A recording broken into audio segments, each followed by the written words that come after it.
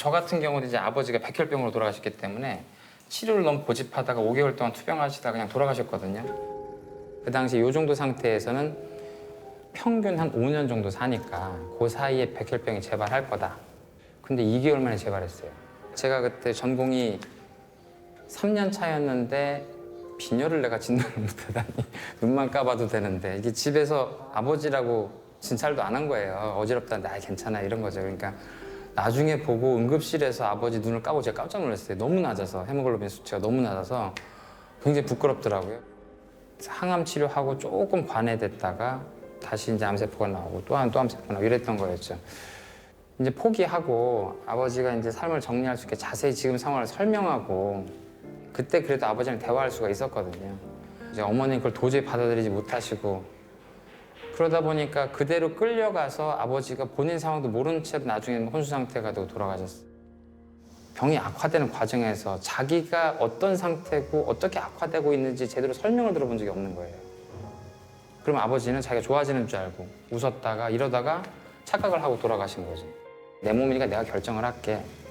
그 말이라도 스스로 할 수 있게 다 정보를 줘야 되는데 우리가 정보를 다 막은 거죠. 듣지 못하게. 우리가 다 듣고 그리고 우리가 판단해서 얘기를 하고 자기가 가진 병도 끝까지 다 알 권리가 있다고 생각해요, 환자는. 아버지의 그런 병과 관련된 기억은 앞으로 환자를 만날 때 어떻게 해야 되는지에 있어서 굉장히 중요한 교훈을 준 케이스라고 생각해서 항상 곱씹어보죠. 그 20년간 이렇게 또 일을 하셨는데 일을 그만두고 싶으셨던 적은 없습니까? 그만두고 싶었던 적은 이제 진짜 한 번도 없고요. 없고 이제 사실 제가 작년 1월 달에 남편이 하늘나라로 떠났어요. 남편께서요? 그래서 이제 울지 않으려고 했는데 근데 이제 남편이 한 2년 반 정도 투병 생활을 좀 했었고 중간에 또 좋아졌다가 다시 좋아졌다가 이제 이렇게 결국은 이렇게 됐는데 그래도 남편 보내면서 임종할 때까지 제가 옆에서 이런저런 이야기들 많이 하면서 잘 보냈다고 생각을 하고 있거든요. 근데 남편 장례 다 마치고 이제 너무 힘들어서 상담이랑 이런 부분을 제가 못했었어요. 이게 감정이 계속 이렇게 되니까.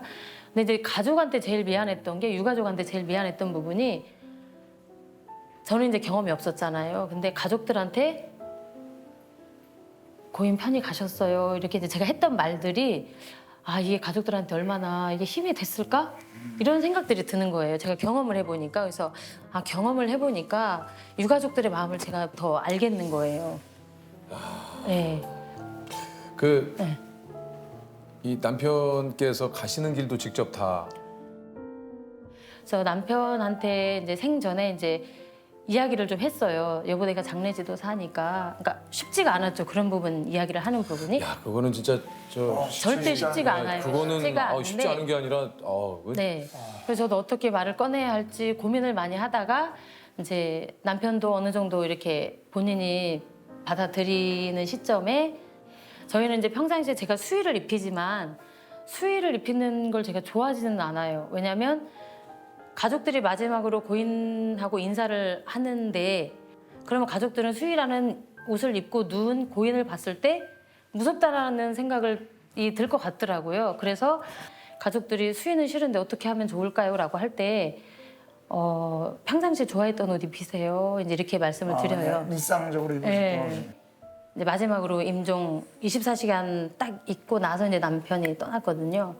네, 평상시에 좋아했던 생활 한복으로 제가 다 씻겨주고 옷 입혀주고 그리고 이제 안치실로 하고 후배들한테도 남편 그대로 그냥 관에 내가 했으니까 그대로 이것만 해주면 될 것 같아 이렇게 해서 뭐 떠나실 때 마지막으로 뭐 해주신 이야기. 남편이 이제 했던 말 중에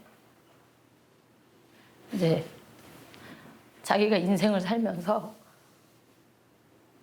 결혼해서 이제 10년 딱 살고 떠났거든요. 근데 결혼해서 살았을 때가 가장 행복했다라고 이야기를 하는데 그 말이 계속 생각이 나서 한동안 근데 그게 또 감사한 거예요.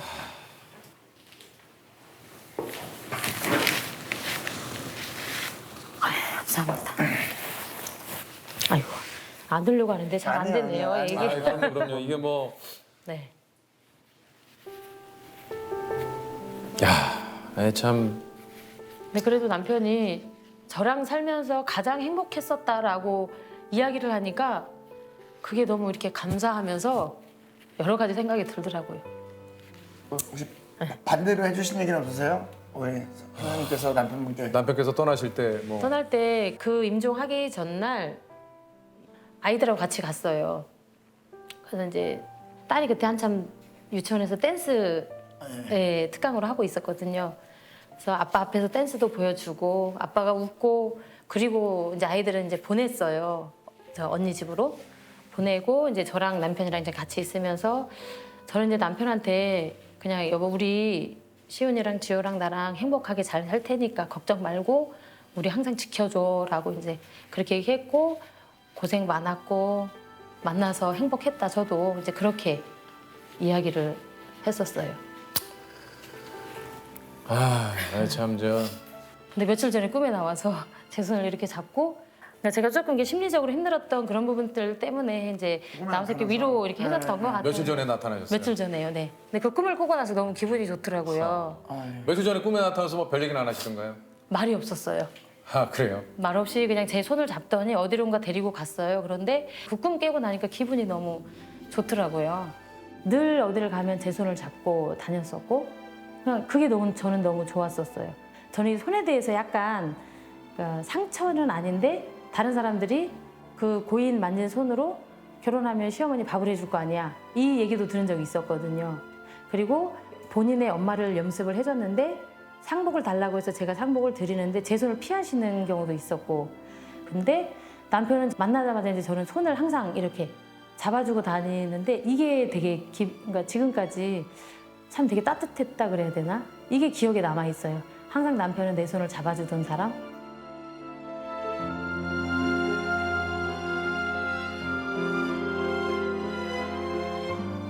아이고, 이게 뭐 저 말씀을 이렇게 하셔도 얼마나 그립고 뭐 보고 싶고 하시겠어요. 예. 아이들도 지금은 다 좀 많이 이제 그 받아들이고 아이들은 아빠에 대해서 이제 아빠 마지막 모습을 보여주진 않았거든요. 일부러. 왜냐면 그게 기억에 그렇죠. 예. 제일 남아 있거든요. 근데 이제 아이들이 근데 아빠가 어디 있어요? 아빠 어디 갔어요? 이러면 이제 지금은 아빠는 이제 사람은 누구나 다 떠나게 돼 있어. 근데 아빠는 먼저 하느님이 데리고 가셨어. 그리고 이제 저희가 아빠 묘지에 한 달에 한 번씩 꼭 가거든요. 그래서 이제 가서 그냥 소풍처럼 가서 아빠한테 하고 싶은 얘기 있으면 해. 그리고 항상 마음속에 있어 아빠는. 이렇게 이제 얘기를 하니까 아이들도 지금은 편하게 받아들이고 사실 있어요. 뭐 말씀하신 대로 인간은 저를 비롯해서 누구나 네. 이 세상을 떠나게 돼 있지만 네.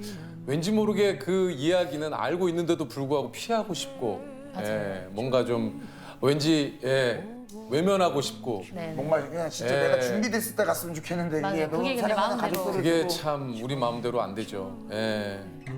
오늘 사실 이렇게 나오셔가지고 또 덤덤하게 있으셨던 뭐 이런 이야기도 좀 해주시고 좀 듣다 보니까 사실 죽음도 어떻게 보면 또 때로는 이게 또 준비를 또 잘 하는 것도 중요하구나 이런 생각도 좀 들긴 들었어요. 맞아요.